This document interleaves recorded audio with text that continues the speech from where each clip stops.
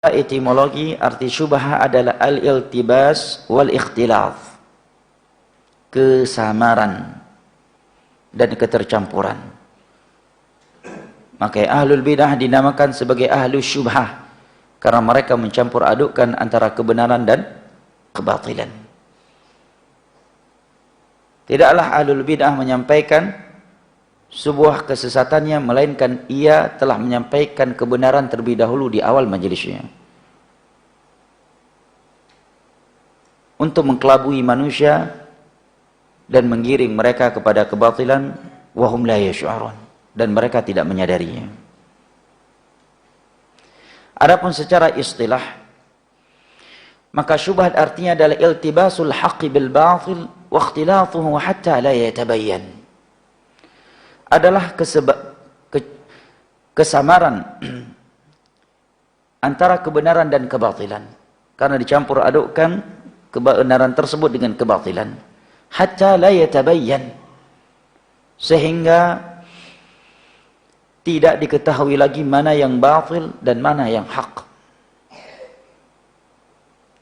Ini lebih berbahaya.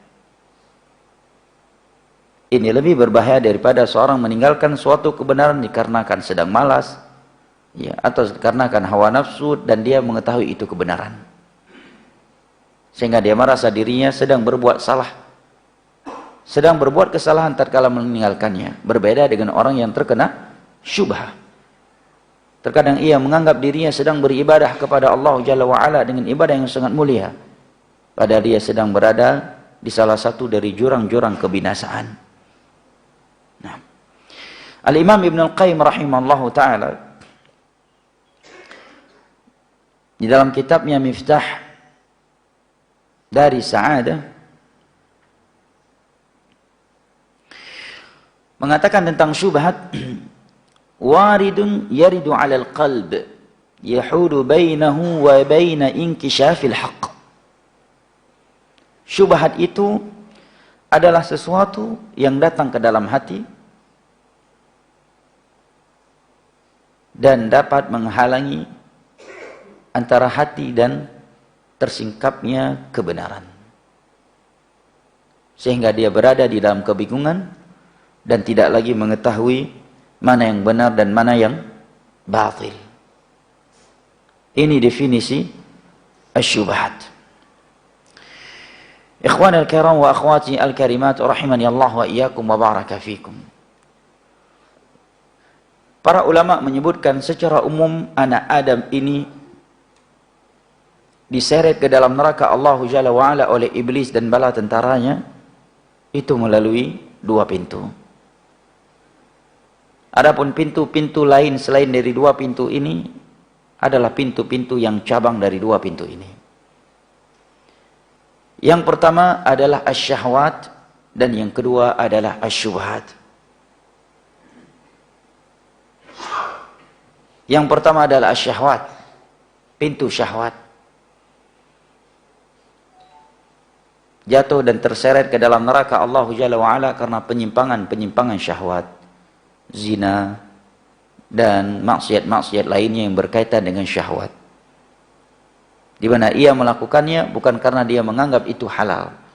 Dia tetap yakin dan masih yakin itu adalah perbuatan maksiat yang haram, tetapi karena syahwat yang sedang mengalahkannya, maka dia pun terjerumus ke dalamnya. Dan tak sedikit yang masuk ke dalam neraka melalui pintu ini.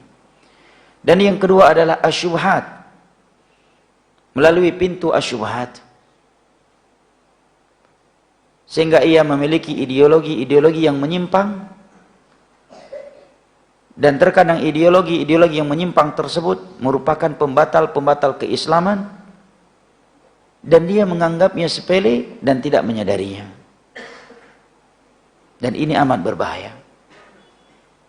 Seseorang bertemu dengan Allah membawa sebuah syubhat, daripada ia bertemu dengan Allah membawa sebuah maksiat yang ia lakukan karena hawa nafsu dan dia meyakininya sebagai maksiat yang haram untuk ia lakukan. Maka disebutkan di dalam Manaqib Asy-Syafi'i oleh Al-Hafidz Ibnu Hajar Al-Asqalani rahimahullahu taala, Al-Imam Syafi'i rahimahullah ta'ala menyatakan, la an yalqallaha al-'abd bi jami'i dhunubihi ma khala syirk ahabba ilayya min an yalqahu bi syai'in min hadhihi syubhat. Seorang hamba menghadap kepada Allah Jalla wa'ala dengan membawa seluruh dosa yang ia belum bertobat darinya selain kesyirikan, yakni di bawah dosa syirik, dari dosa-dosa maksiat yang tidak membatalkan Islam, itu lebih mending, lebih baik daripada dia mati dalam keadaan membawa syubhat filsafat. Dalam keadaan dia membawa syubhat filsafat. Subhanallah. Ikhwanil kiram wa akhwati al-karimat rahimani Allah wa iyyakum wa baraka fikum.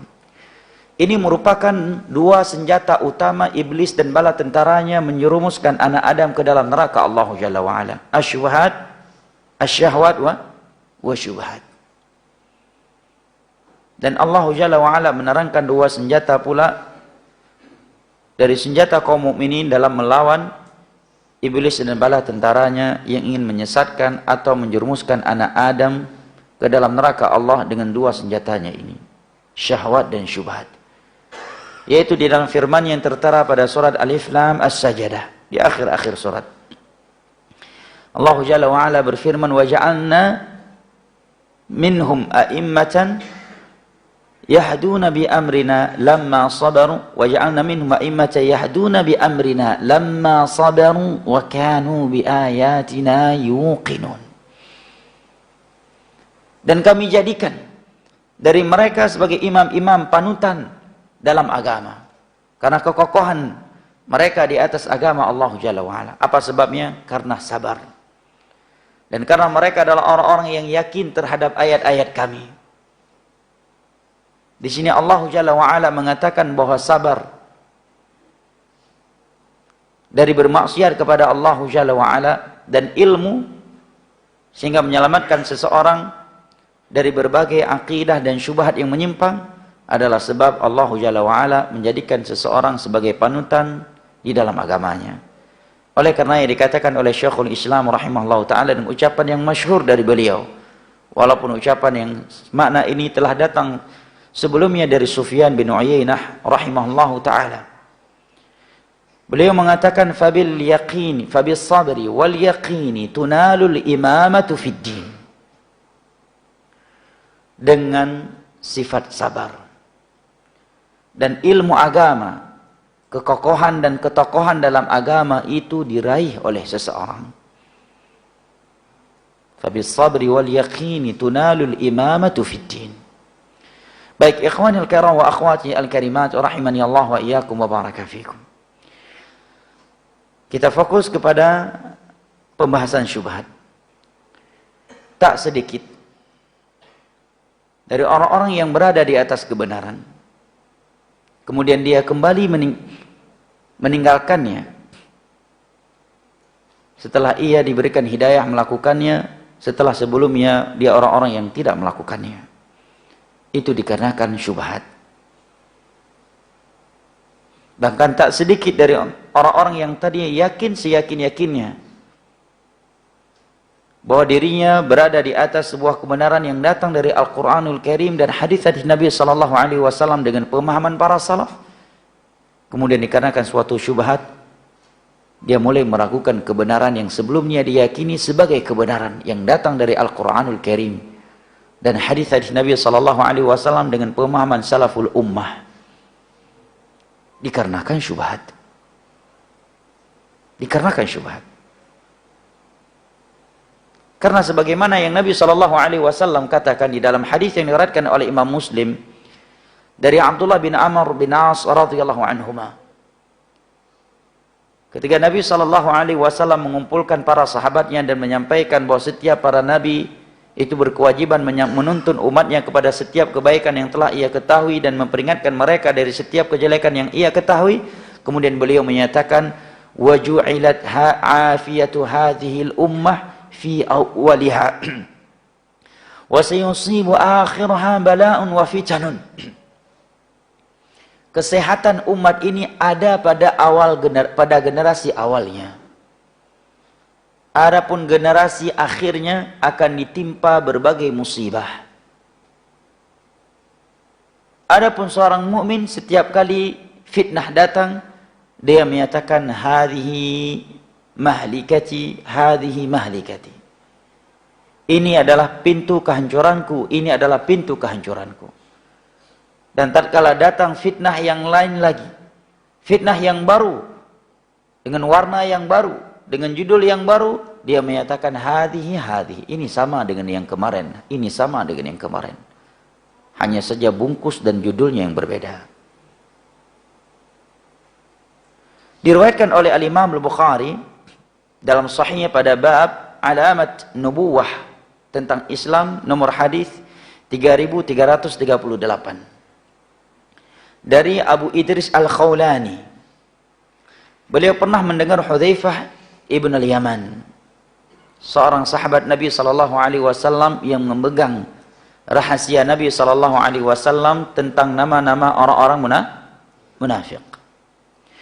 Beliau mengatakan ini, kana an-nas yas'aluna Rasulullah sallallahu alaihi wasallam 'anil khairi wa kuntu as'aluhu 'anil syarr makhafata ay yudrikani.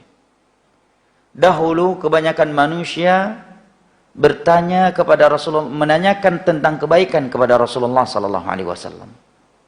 Sedangkan aku banyak menanyakan tentang kejelekan kepada beliau karena khawatir aku terjerumus ke dalamnya jika aku tidak mengetahuinya. Maka aku pun berkata kepada Rasulullah sallallahu alaihi wasallam, "Ya Rasulullah, inna kunna fi jahiliyatin wa syarr. Faja'ana Allah bihadzal khair, fahal ba'da hadzal khair min syarr?" Wahai Rasulullah, kami dahulu berada di dalam jahiliyah dan berbagai kejelekan. Menyembah patung, ya, bahkan menjadikan terigu sebagai Tuhan yang disembah selain Allah.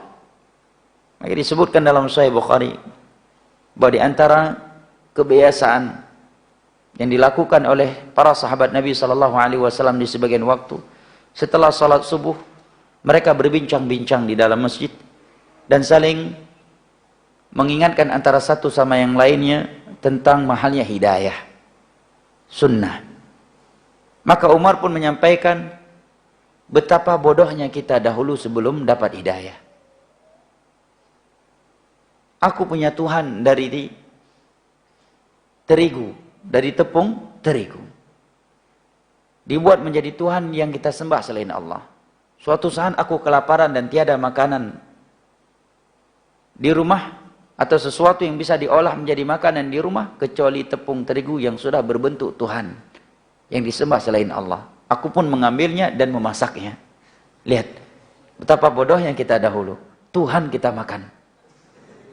Maka para sahabat pun tertawa dan senyum.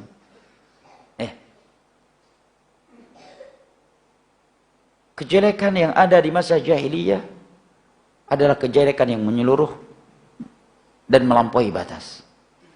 Maka mereka menjadi bahan hinaan orang-orang Yahudi dan Nasara. Dan tidak terangkat kehinaan tersebut kecuali setelah Nabi SAW datang mengangkat mereka dari berbagai kehinaan dan kerendahan tersebut. Mereka pelaku syirik. Bahkan ada sebuah kabilah yang menganggap ritual yang paling mulia ketika melakukan ibadah haji dan umrah adalah telanjang bulat ketika tawaf mengelilingi Ka'bah. Apabila ketika dia ihram tidak membawa kecuali pakaian yang biasa dia pakai, dia menganggap pakaian ini adalah pakaian dosa, tidak layak dibawa ke dalam Masjidil Haram. Agar kita tidak membawa pakaian yang masih kotor dengan noda dosa, maka kita tawaf tanpa pakaian. Tapi dosanya lebih besar, alias telanjang di depan Ka'bah. Lihat kesesatan yang ada pada jahiliyah dahulu. Kalau ada anak perempuan yang lahir, maka kata Allah Jalla wa'ala, ayumsiku ala hundin am yadussuhu fit tarab. mereka akan membiarkannya hidup tetapi dalam penghinaan dan perendahan serta penindasan. Atau mereka akan menguburkannya hidup-hidup. Luar biasa kesesatannya. Jika istri yang melahirkan anak perempuan, maka anak perempuan tersebut akan dikubur hidup karena menurut mereka perempuan pembawa sial dan sumber kehinaan. Atau kalau mereka biarkan hidup, maka hidup dalam keadaan hina, direndahkan, dan di bawah penindasan. Luar biasa penyimpangan masa jahiliyah. Mereka berjudi, mereka minum khamr, mereka riba, dan berbagai penyimpangan yang lainnya. Maka Hudzaifah ketika sudah mendapatkan hidayah tauhid dan sunnah yang dibawa oleh Rasulullah SAW, sudah merasakan keindahan, kenyamanan, ketentraman hidup dengan tauhid dan sunnah, seakan-akan baru merasakan kehidupan setelah sekian tahun, puluhan tahun hidup sebelumnya. Maka beliau menyatakan, wahai Rasulullah, dulu kami berada di dalam jahiliyah dan kejelekan. Kemudian Allah Jalla wa'ala mendatangkan kebaikan ini kepada kami. Itu kebaikan Islam yang dibangun di atas tauhid dan sunnah. Maka apakah setelah kebaikan ini ada kejelekan lagi? Artinya mungkinkah ada kejelekan lagi yang penuh dengan penyimpangan, yang terjadi berbagai kesalahan setelah kebaikan ini? Tanya Hudzaifah radhiyallahu anhu kepada Rasulullah sallallahu alaihi wasallam. Maka Nabi sallallahu alaihi wasallam menjawab, "Na'am, iya, akan ada." Akan ada. Aku pun kembali bertanya, "Wa hal ba'da dzalika syarr min khair?" Apakah setelah kejelekan tersebut akan ada kebaikan lagi? Nabi pun kembali menjawab, "Na'am, wa fihi dakhan." Iya, akan ada kebaikan lagi, tetapi kebaikan yang ada di masa itu sudah terkotori.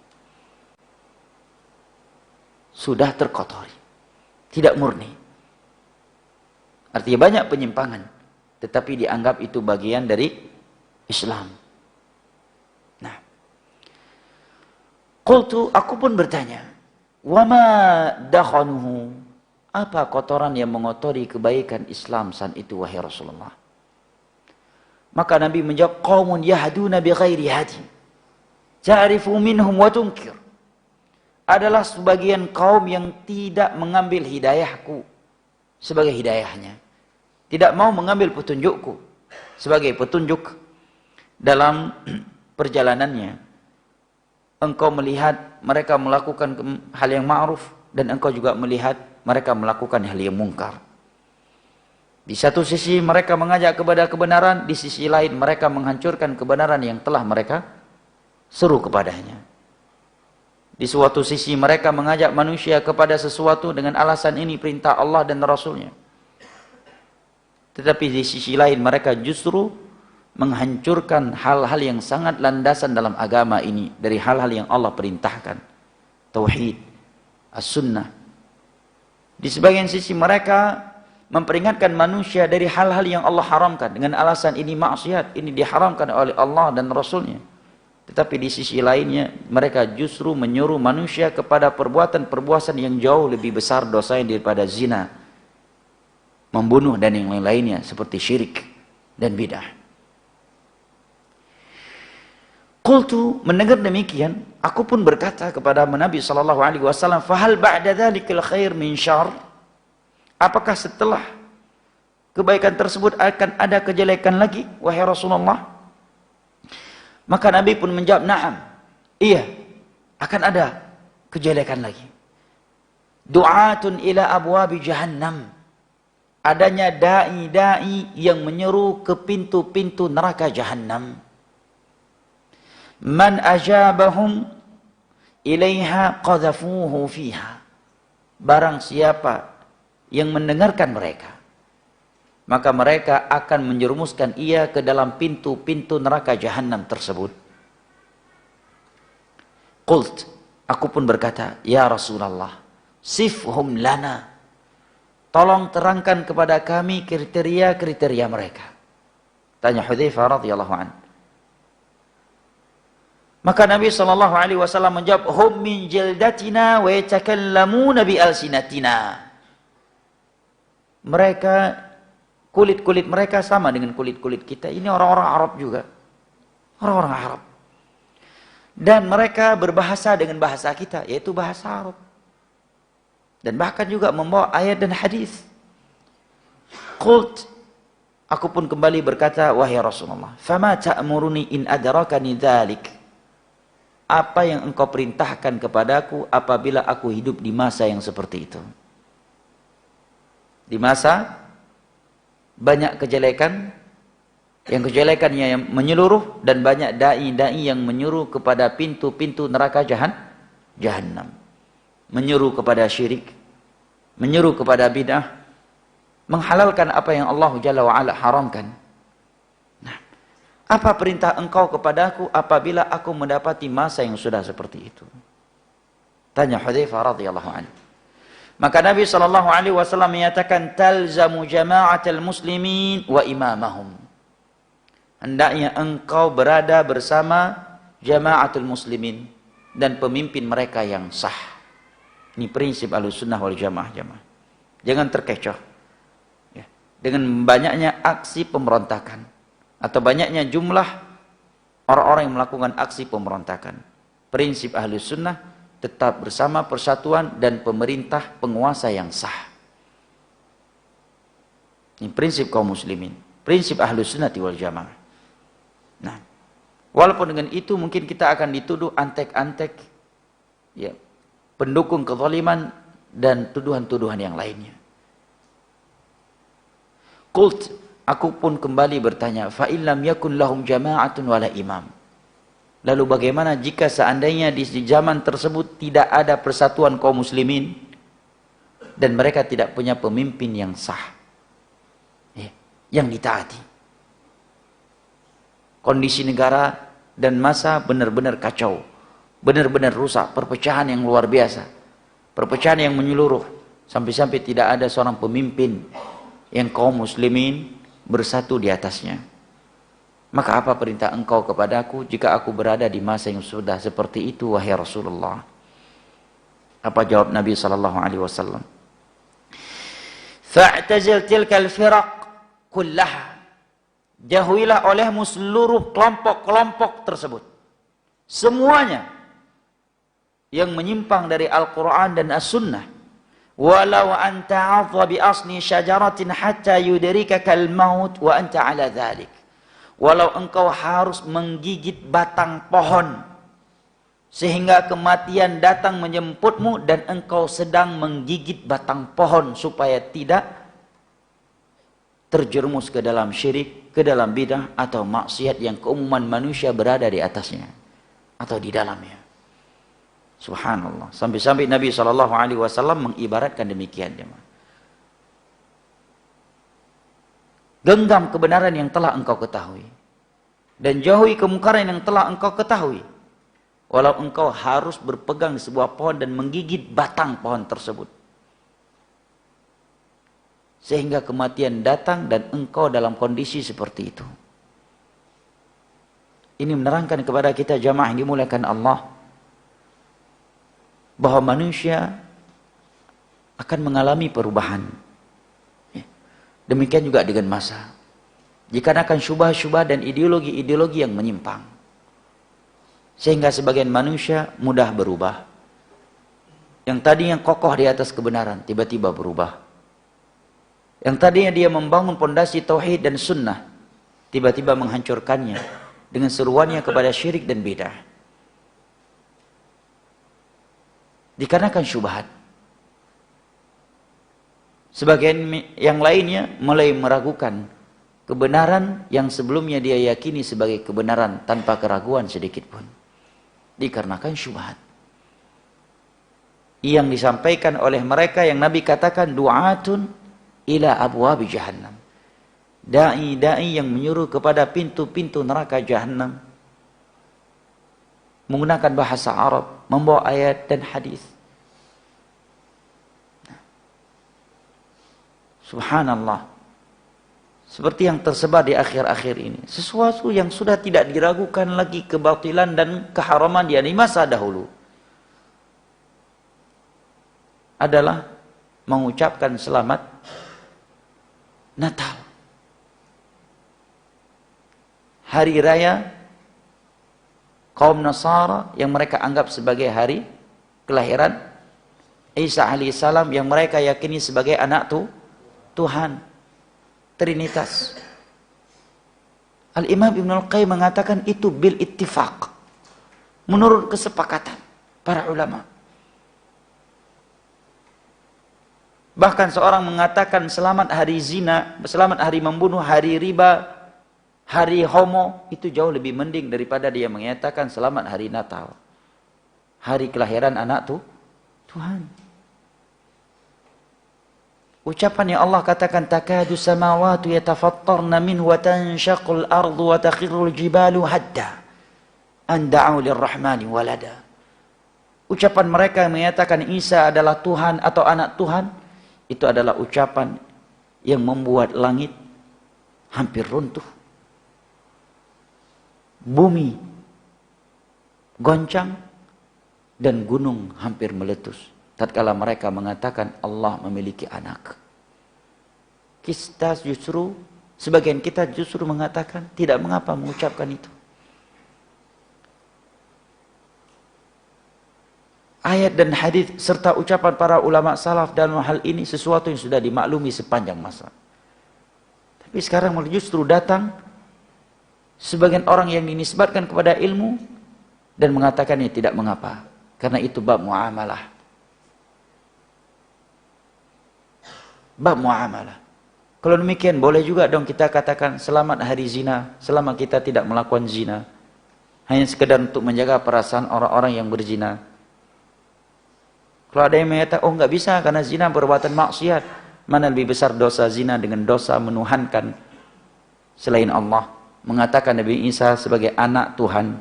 Mana lebih besar dosanya? Mana lebih keji? Ya. Tetapi seperti yang Nabi katakan, du'atun ila abwabi jahannam. Di akhir zaman itu banyak dai-dai yang menyuruh kepada pintu-pintu neraka jahannam. Contoh lainnya syirik. Adalah perbuatan haram yang dalilnya cukup jelas dalam Al-Quran dan hadis. Saking jelasnya kata Syekh Muhammad bin Abdul Wahab dalam kitabnya Al-Usulul Sittah, yafhamu abladul balij. Orang yang paling rendah EQ-nya, dia bisa memahami ayat-ayat Al-Quran yang membahas tentang syirik. Tetapi hari ini itu justru dianggap masalah khilafiyah yang hendaknya jangan dibahas. Subhanallah. Ya. Perintah beribadah untuk mengikuti sunnah Nabi dan meninggalkan bidah itu sesuatu yang sangat fundamental dalam agama ini. Itu diantara landasan-landasan Islam yang sangat mendasar. Tapi pembahasan yang seperti ini di hari ini justru dianggap sebagai sumber perpecahan. Sebagai pembahasan khilafiyah yang tidak layak dibahas di kalangan umum. Karena itu salah satu dari landasan Islam. Islam dibangun di atas dua landasan. Ikhlas, memurnikan ibadah hanya untuk Allah dan tidak beribadah kecuali dengan tuntunan Nabi sallallahu alaihi wasallam. Menyampaikan hadis-hadis Nabi yang memperingatkan manusia dari perbuatan bidah justru dianggap sebagai sumber perpecahan. Ustadz yang suka membahas khilafiyah katanya. Padahal Nabi setiap khutbah Jumat beliau tidak berkhutbah kecuali telah membuka khutbahnya dengan memperingatkan jamaah dari perbuatan bidah. Itu setiap beliau Jumat. Setiap berkhutbah Jumat. Setelah mengucapkan innal hamdalillahi nahmaduhu dalam hadis Jabir bin Abdullah. Kemudian membacakan ayat ya ayyuhalladzina amanu taqullaha haqqa tuqatih wa la tamutunna illa wa antum muslimun. Kemudian ayat yang pertama dari surat An-Nisa ya ayyuhan nasu taqu rabbakumul ladzi khalaqakum min nafsin wahidah. Kemudian ayat dari akhir surat Al-Ahzab ya ayyuhalladzina amanu taqullaha wa qulu qawlan sadida. 3 ayat ini setelah itu beliau mengatakan amma ba'du fa inna asdaqal hadithi kalamullah wa khairul hadi hadi Muhammadin sallallahu alaihi wasallam wa syarrul umuri muhdatsatuha fa inna kulla muhdatsatin bid'ah wa kulla bid'atin dhalalah. Setiap bid'ah adalah kesesatan. Itu Nabi sampaikan setiap khutbah Jumat. Beliau jadikan sebagai pembuka khutbah Jumatnya. Tidak menyampaikan wejangan dalam khutbah kecuali beliau telah membuka khutbahnya dengan ini.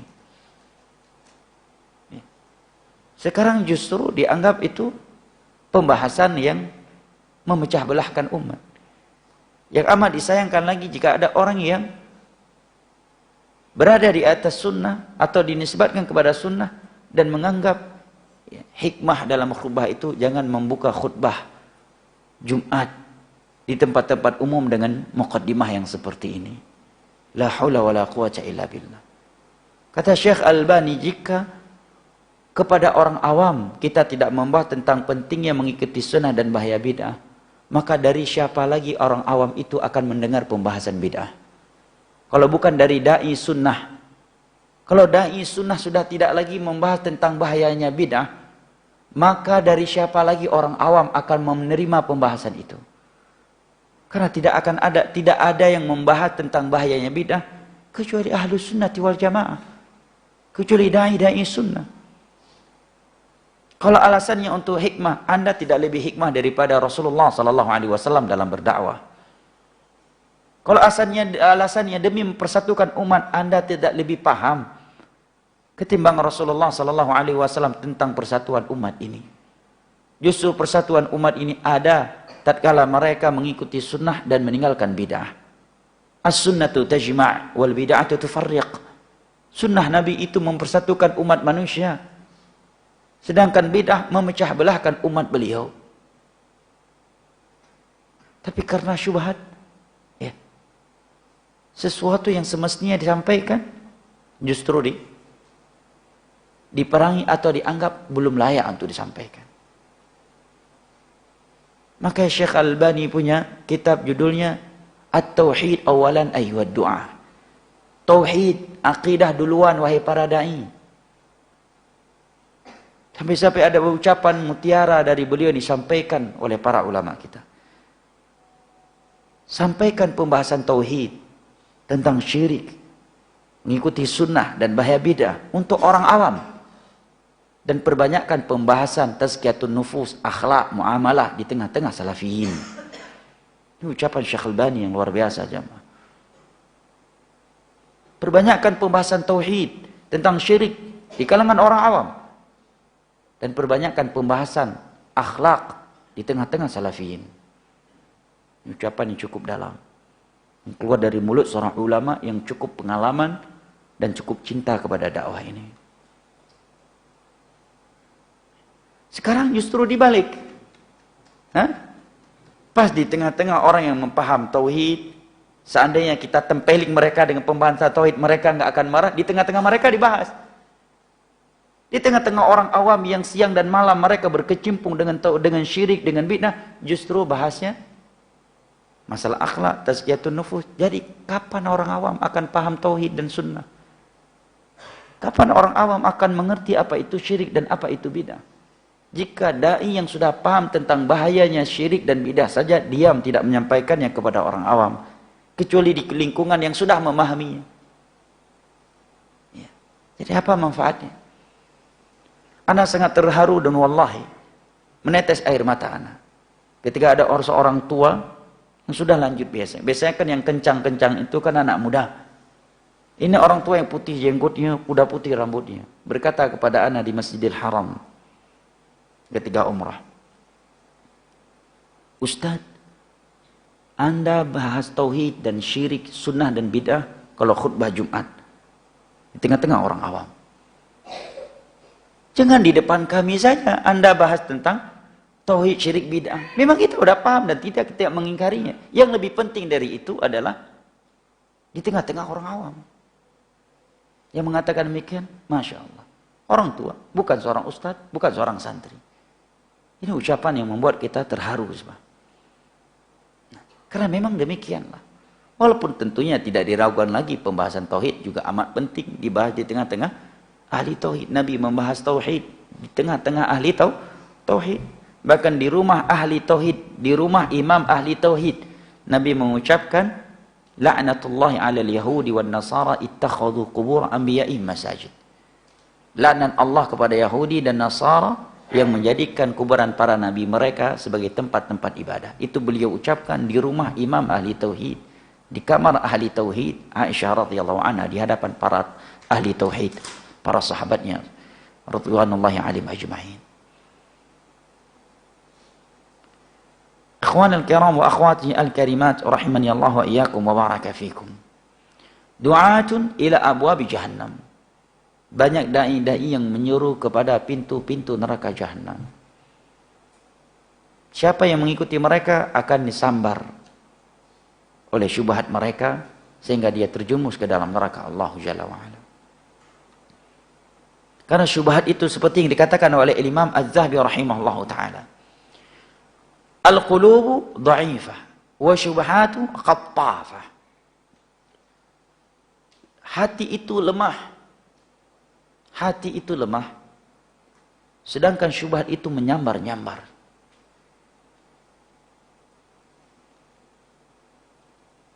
Telah ada dari ulama-ulama yang kokoh ilmunya dahulu, kemudian mereka menyimpang, bahkan menjadi zindiq, dikarenakan syubhat yang masuk ke dalam hati mereka.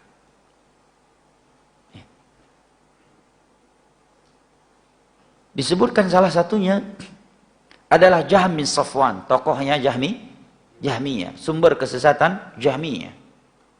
Sebuah sekte yang dikafirkan oleh para ulama karena menolak ayat-ayat Al-Qur'anul Karim dan hadis-hadis Nabi SAW tentang sifat-sifat Allah Jalla wa'ala. Sebab dia menyimpang, kata para ulama, laqiya unasan minal musyrikin, dan ini ma'ruf dalam sejarah akidah. Karena dia sering bertemu dengan beberapa kaum musyrikin yang suka memberikan syubhat kepadanya tentang Allah. Sering ditanyakan kepadanya, di mana Rabbmu? Apakah pernah kamu lihat? Pernahkah kamu mendengar Rabbmu sehingga kamu meyakini dia ada? Dan pernahkah engkau merasakan dia berada? Wahal tasyummu, apakah karena engkau pernah mencium aroma Tuhanmu sehingga engkau yakin dia ada? Selalu digituin oleh kaum musyrikin.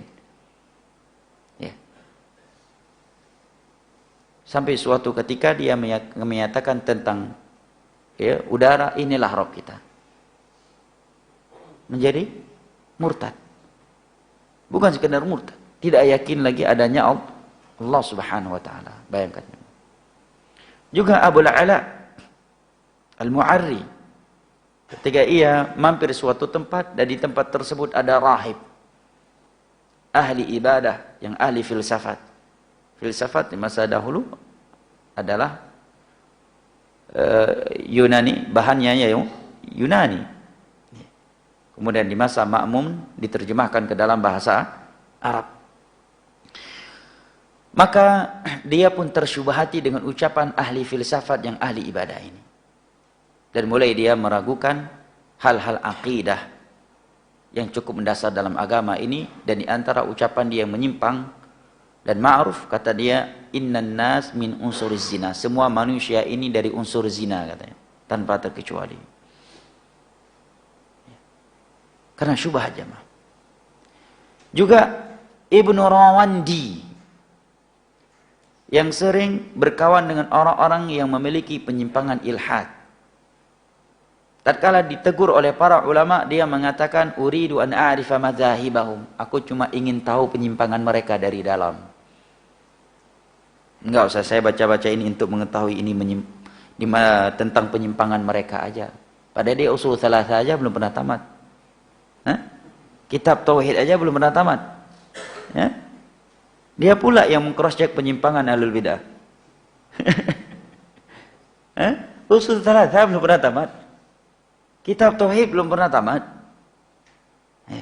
Hadis arba'in belum pernah tamat.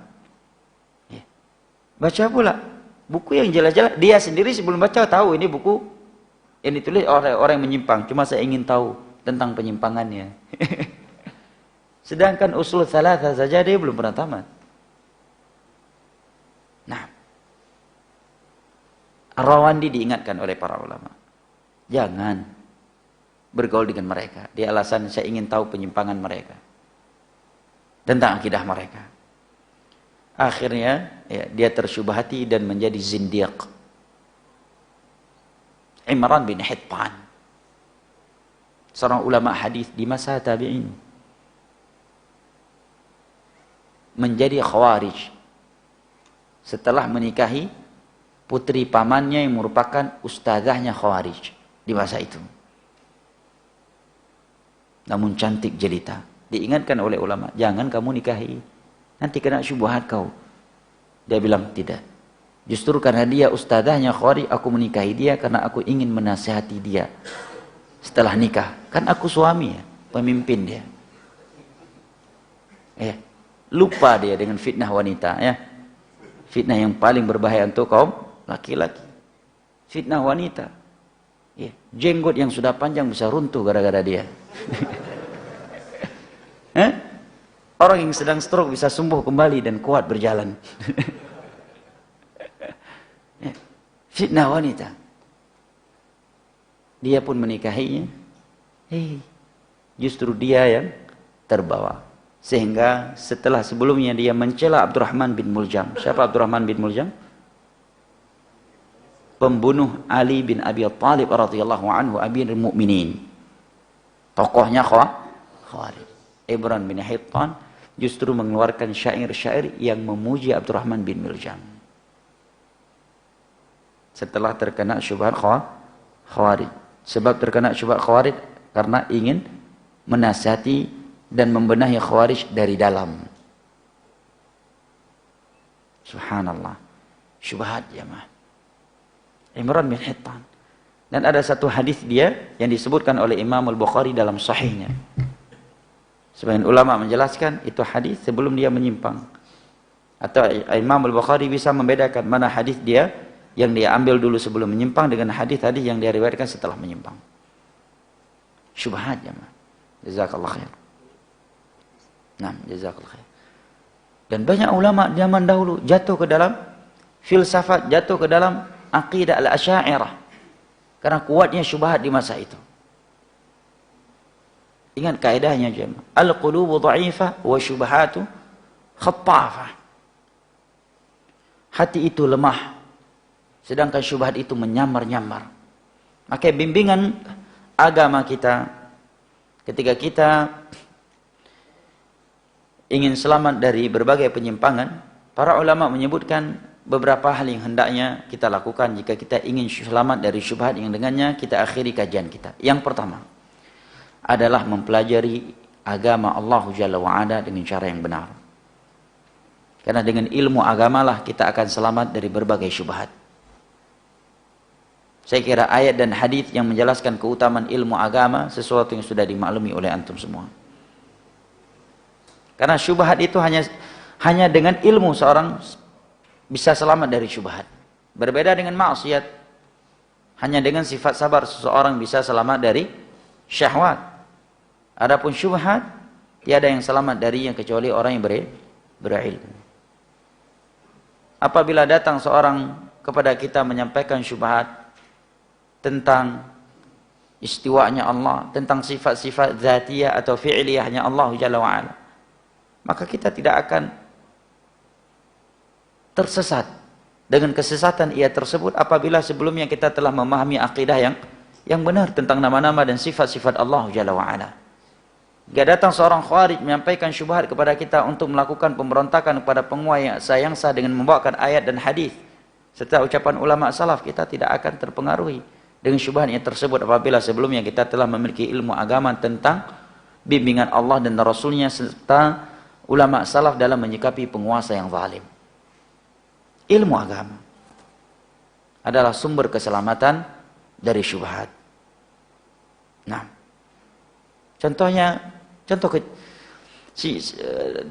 hal yang sebagian orang subhanallah ya, meragukan kebenaran apa yang telah ia ketahui dikarenakan syubhat. Dan sebabnya mungkin dia belum mempelajarinya dengan benar. Ada orang ketika dinasihati tentang isbal. Dia isbal. Apa jawabannya? Saya dulu juga Celana saya juga cingkrang. Sekarang saya isbal setelah mendengar ustadz ini membahas tentang isbal. Masya Allah. Gimana kita bisa meluruskan orang yang seperti itu, jemaah? Kalau orang yang berkata dulu saya isbal, alhamdulillah setelah mendengar pembahasan ustadz ini tentang isbal, saya jadi cingkrang. Ini sebaliknya, dulu saya cingkrang juga. Cuma semenjak saya mendengar pembahasan ustadz fulan tentang isbal, saya udah nggak cingkrang lagi. Bingung nggak kita? Gimana mau meluruskan orang yang seperti ini? Hah? Mestinya dia mengucap, dulu saya isbal, alhamdulillah setelah paham tentang pembahasan isbal, sekarang saya udah cingkrang. Ini justru sebaliknya, dulu saya juga cingkrang. Lumayan lama saya cingkrang. Tapi setelah saya mendengar pembahasan Ustadz Fulan tentang isbal, saya nggak cingkrang lagi. Karena syubhat. Karena sebagian orang ke dalam menyampaikan pembahasan fikih, memang sebagian sudutnya terjadi kesilangan pendapat di kalangan ulama. Tetapi ada sudut-sudut yang mereka sepakat. Dan terkadang kesimpulannya mengambang yang diberikan kepada umat. Sebagai contoh, karena sengaja saya contohkan ini, karena sebagian orang yang sudah ngaji sekian lama, bimbang dalam masalah ini. Tentang isbal. Secara umum pembahasan isbal di kalangan ulama itu ada 3 pembahasan. Atau 3 sisi. Yang pertama, mereka sepakat. Tidak isbal itu yang paling selamat, yang paling dekat dengan takwa. Ini tanpa perselisihan. Tidak ada satupun ulama dari mazhab apapun yang mengatakan cingkrang syubhat. Tidak ada. Ya, yang mempermasalahkan celana cingkrang dari seluruh mazhab tidak ada. Seluruh mereka sepakat untuk laki-laki tidak isbal, itu yang paling selamat. Yang paling mendekatkan seseorang untuk bertakwa kepada Allah, karena hadis-hadis tentang isbal. Dan kita bukan sedang di pembahasan ihban ya. Jadi kita nggak bahas itu secara detail. Kita menyebutkan pembahasan isbal sebagai contoh. Sebagian orang karena syubhat mulai meragukan kebenaran yang telah ia ketahui sebelumnya. Sisi kedua yang mereka sepakati, bahwa barang siapa yang melakukan isbal karena fakhr, ingin bergaya, karena sombong, ya, mereka sepakat itu haram. Sisi ketiga, disinilah terjadi kesilangan pendapat di kalangan mereka. Kalau dia melakukan isbal tanpa diiringi sifat sombong, bukan karena ingin gegaya, maka disinilah terjadi kesilangan pendapat di kalangan ulama dengan 3 pendapat kurang lebih. Yang pertama menyatakan tetap haram, karena keumuman hadis-hadis tentang isbal. Ya, keumuman hadis tentang isbal. Ya. Adapun hadis Nabi ketika Abu Bakar bertanya, "Ya Rasulullah, inna izari yastarhi." Sarungku melorot. Maka Nabi katakan, kamu tidak termasuk orang yang melakukannya karena kesombongan. Hadis ini cukup jelas, tidak perlu lagi diperdebatkan. Jelas-jelas Abu Bakar berkata di situ apa? Inna izari yastarhi, sarungku melorot. Berarti apa maknanya? Karena beliau memang tidak sombong, tak sengaja. Inna izari yastarhi. Ini yang pertama. Yang kedua, seandainya beliau sengaja, tapi sudah ada rekomendasi dari Nabi, kamu bukan orang yang sombong. Kalau kita, siapa yang berani menjamin diri kita tidak sombong tinggal melakukannya? Hah? Ada yang bisa jamin? Gak bisa kan? Ini alasan mudahnya. Jawaban mudah dan simpel.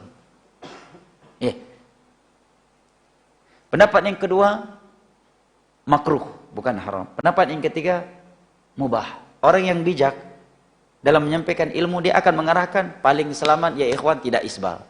Selesai. Mestinya begitu. Dia dikasihkan kesimpulan yang mengambang, orang yang tadinya jingkrang nggak jadi jingkrang lagi. Sekarang ada 2 jalan nih. 2 jalan menuju kota Medan misalkan. Satunya sepakat orang. Semua orang sepakat ini jalan yang paling bagus, paling selamat, paling aman. Ada satu lagi jalan yang para masyarakat khilaf di antara mereka. Sampai sekian mazhab. Ada yang mengatakan ini jalannya bagus, ada yang mengatakan kurang bagus, ada yang mengatakan sebagian jalan bagus, sebagian jalan berikutnya lagi tidak bagus. Orang yang bijak akan milih jalan yang pertama atau jalan yang kedua? Contoh lainnya, seorang sakit dengan suatu penyakit dan disampaikan kepadanya ada sekian obat, atau kurang lebih ada 2 obat, atau tentang 1 obat, atau 2 obat lah ya, 2 obat. Sebagian dokter sepakat obat yang pertama ini bagus buat Anda, sedangkan obat yang satu lagi sebagian dokter menyatakan kalau Anda minum mati Anda. Sebagian dokter yang lain menyatakan obat ini bagus tapi efek sampingnya sangat berbahaya. Sebagian dokter lain menyatakan ini obat saya tidak bisa memastikan bagus sekali, dan saya juga tidak bisa memastikan berbahaya sekali. Orang yang berakal akan milih obat pertama atau obat yang kedua? Yang pertama dong, yang setelah disepakati kebaikannya, ya, kemanfaatannya oleh ahli medis. Nah, sekarang isbal dengan cingkrang, sepakat seluruh ulama yang sunnah adalah cingkrang. Kemudian mereka khilaf, dan juga mereka sepakat haram apabila sombong, dan mereka khilaf apabila tidak ada sifat sombong, sehingga menjadi 3 pendapat. Orang yang berakal akan milih yang mana? Milih yang selamat, ya kan? Subhanallah. Tetapi lihat, karena syubhat, udah jelas-jelas syubhat dianggap Masya Allah pencerahan yang baru, cuaca baru ini dalam belajar fikih. Masya Allah ilmiahnya luas sekali. Terkadang sebagian orang terkecoh dengan ucapan-ucapan yang terkesan indah, pada itu syubhat. Kalau mau bahas sebuah pembahasan, contohnya isbal, sampaikan dulu seluruh hadis-hadis tentang isbal. Jangan yang disampaikan cuma hadis-hadis yang menyeratkan haramnya isbal saja. Orang lain dengar, oh Masya Allah bijak banget. Tapi dia juga nggak bisa menyampaikan hadis-hadis yang membolehkan isbal. Bahkan Anda pernah mendengar suatu potongan video menyatakan hadis-hadis tentang isbal itu lebih dari 100. Subhanallah, iman. Nggak lebih dari 20 insya Allah. Hadis tentang isbal. Ini dia menyatakan lebih dari 100, tapi dia pun nggak menyampaikan sampai 100. Sehingga mad'unya, oh Masya Allah, mantap pembahasannya. Ya. Contoh lainnya jamaah. Ya. Di saat Ahlu Sunnati wal Jamaah menjelaskan akidah yang cukup dasar dalam Islam tentang Ar-Rahmanu 'alal 'arsyis tawa. Ini akidah dasar di masa salaf jamaah. Akidah yang cukup dasar ini. Akidah yang cukup dasar dalam Islam. Ar-Rahmanu 'alal 'arsyis tawa. Tiba-tiba muncul orang yang menyampaikan sebuah penyampaian tentang keberadaan Allah dengan sebuah penyampaian yang mengambang, dan sebagian orang menganggap inilah akidah pertengahan. Apa itu? Aqidatus salaf tentang istiwa. Nah, 10 menit lagi. Baik. Aqidatus salaf itu khilaf tentang istiwa katanya. Ada yang berpendapat tafwidh, ada yang ta'wil. Pada kedua-dua ini pendapat ahlul bidah. Tafwidh al-mufawwidhah, syar'u ahlul bidah kata Syekhul Islam. Seburuk-buruknya ahlul bidah. Ta'wil juga demikian. Kedua-duanya bukan manhajus salaf. Tapi karena syubhat, berarti yang ta'wil juga boleh, yang tafwidh juga boleh. Karena syubhat. Ilmu agama adalah sumber keselamatan yang utama dari syubhat. Ingin selamat dari syubhat-syubhat tentang akidah, pelajari kitab-kitab akidah yang telah ditulis oleh para ulama. Ya. Ingin tahu pembahasan yang sebenarnya tentang fikih ini dan fikih itu, baca penjelasan para ulama yang tidak diragukan lagi keilmuan mereka. Baik yang telah meninggal dunia maupun yang masih hidup. Ilmu agama adalah sumber keselamatan yang utama dari syubhat. Nah, yang kedua jamaah yang dimuliakan Allah adalah menjauhi majelis-majelis ahli syubhat. Bukankah Nabi SAW menyampaikan kepada kita, man sami'a bid dajjal falyad'an, barang siapa yang mendengar dajjal di suatu tempat hendaknya dia menjauh. Jangan justru mendekati jadwal dengan alasan mau ngetes keimanan. Karena syubhat dajjal ini luar biasa, sebagaimana dalam hadis sahih yang telah antum maklumi. Dia bisa mengkelabui seorang mukmin kan? Dia perlihatkan surga yang itu sebenarnya neraka. Dia perlihatkan neraka yang itu adalah surga. Dia membelah seorang pemuda kemudian dia hidupkan kembali. Ya. Apakah kamu mengimani aku Tuhanmu? Ketika pemuda tersebut menyatakan, aku yakin seyakin-yakinnya kamu adalah Dajjal yang Nabi sampaikan. Dibelah lagi dan dihidupkan kembali. Kamu masih ragu aku sebagai Tuhanmu? Apa kata pemuda tersebut? Sekarang aku semakin yakin bahwa kamu adalah Dajjal. Yang Nabi SAW sampaikan. Syahid dari situ apa? Apa sebab pemuda ini selamat dari fitnah Dajjal? Ilmu dia. Karena dia ketika di dunia telah mendengar hadis-hadis Nabi tentang sifat-sifat Dajjal. Bagaimanapun Dajjal mengkelabui dia, memberikan syubhat kepada dia, mempermainkan dia, tidak menambahkan dia kecuali keimanan terhadap hadis-hadis Nabi tentang Dajjal. Dan membuat dia semakin yakin bahwa di depannya ini adalah Dajjal. Sebabnya apa? Ilmu agama. Syahid yang lainnya di dalam hadis ini Nabi katakan barang siapa yang mendengar Dajjal suatu tempat hendaknya dia menjauh dari itu. Ini bimbingan agama, menjauhi tempat-tempat yang bisa membinasakan agama kita. Ya. Ayyub As-Sikhtiyani, seorang ulama tabi'in. Ketika ada ahlul bid'ah datang menyampaikan sebuah hadis, beliau menutup telinganya, kedua telinganya ditutup. Kemudian ahlul bid'ah dikatakan kepadanya, cuma satu hadis, cuma satu kalimat. Apa jawab beliau? Wala nisfu kalimat. Setengah kalimat pun enggak akan aku bukakan kedua telingaku untuk ahlul bid'ah. Nah, untuk ahlul bid'ah ya, dengan saudaranya di atas sunnah dianggap ahlul bid'ah, kemudian diterapkan kaidah-kaidah ahlul bid'ah. Demikian juga Paus dan ulama-ulama salaf yang lainnya. Apabila sekali mereka yang kekuatan ilmunya luar biasa, takwa mereka kepada Allah luar biasa, mereka takut terkena syubhat apabila membukakan telinganya untuk ahlul bidah, walaupun hanya untuk satu hadis. Walaupun hanya untuk satu hadis. Nah, lalu bagaimana dengan kita yang ilmunya sangat dangkal dibandingkan ilmu mereka? Ingat kaidah dalam menyelamatkan akidah, al-qulubu dha'ifah wa syubhatu khattafah. Hati ini lemah, sedangkan syubhat itu nyambar. Dan ingat ucapan Imam Syafi'i, la an yalqallaha al-'abdu bi jami'i dhunubihi ma khala syirk ahwan min an yalqahu mi syai'in min hadhihi syubhat. Seorang hamba bertemu menghadap kepada Allah dengan membawa dosa-dosa maksiat selain dosa syirik, itu lebih baik daripada dia menghadap kepada Allah masih membawa penyimpangan syubhat dari ilmu filsafat. Nah, seorang mati dalam keadaan belum sempat bertobat dari dosa-dosa besar, dosa-dosa maksiat, tapi dia selamat dari dosa-dosa yang membatalkan Islamnya, selamat dari syirik. Itu lebih baik daripada dia, masya Allah, mati nggak pernah berzina, mati nggak pernah berzina, nggak pernah berjudi, nggak pernah riba, tapi mati dalam keadaan masih membawa syubhat, bahwa seluruh agama itu sama. Walaupun Islam yang paling benar ya. Batalkan Islam ini. Ya.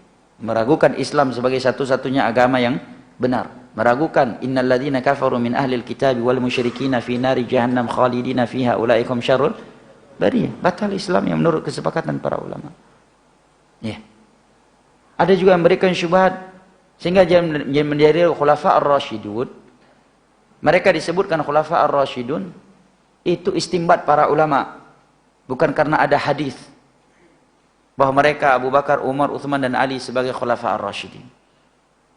Meragukan Abu Bakar, orang yang paling berhak menjadi khalifah setelah Nabi SAW, karena sering membaca tulisan-tulisan Syiah. Sehingga mulai dia meragukan bahwa Abu Bakar orang yang paling berhak menjadi khalifah setelah wafatnya Nabi SAW. Mulai dia meragukan tentang akidah Ar-Rahmanu 'alal 'arsy istawa karena terlalu sering mendengar syubhat tentang takwil sifat istiwa. Al-qulubu dha'ifah wa syubhatu khattafah. Hati ini lemah, jemaah. Sedangkan syubhat itu nyambar. Apabila ulama salaf yang begitu kokoh ilmunya, mereka takut sehingga menjauhi syubhat, maka hendaknya kita juga demikian. Karena kita tidaklah lebih berilmu daripada mereka. Dan kita tidak akan lebih selamat dari syubhat dan penyimpangan ketimbang mereka. Ayat dan billah. Kiranya ini yang dapat saya sampaikan pada kesempatan kali ini. Lebih dan kurang yang saya mohon maaf. Wabillahi taufiq wal hidayah. Wa sallallahu ala nabiyina Muhammad wa ala alihi wa sahbihi wa sallam. Wa akhiru da'wana anil hamdulillahi rabbil alamin. Wassalamu alaikum warahmatullahi wabarakatuh.